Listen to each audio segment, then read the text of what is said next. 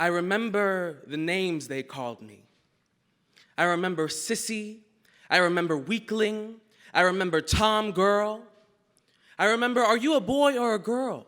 I remember your daughter is so beautiful. How old is she? I remember my father's embarrassed anger. I remember him shouting when we were alone. I remember, why do you walk like that? I remember, why do you talk like that? I remember, why do you breathe like that? I remember, why do you eat like that? I remember, why do you? I remember growing up a secret boy, different from a real boy because no one has to ask a real boy if he is one. They just know. I remember the first time I saw the movie Pinocchio. I remember being so entranced by the fantasy of it all. Things I could only ever imagine, like talking puppets and fairies and magic and shooting stars and fathers who loved unconditionally. I remember believing that it was all real, or at least that it could be. I remember the scene where Pinocchio wishes to become a real boy.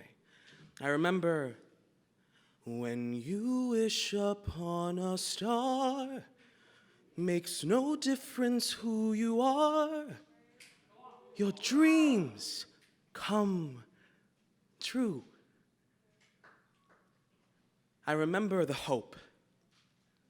I remember that night and every night after that for weeks, looking hard for a star to wish upon. There aren't many in a New York City sky.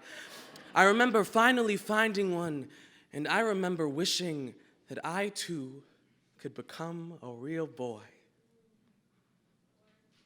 I remember the disappointment that came when my wish didn't come true.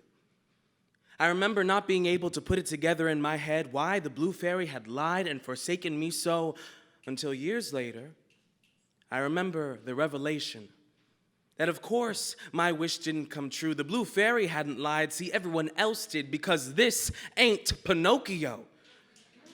And no matter what everyone tried to tell me, my gender comes with no strings attached.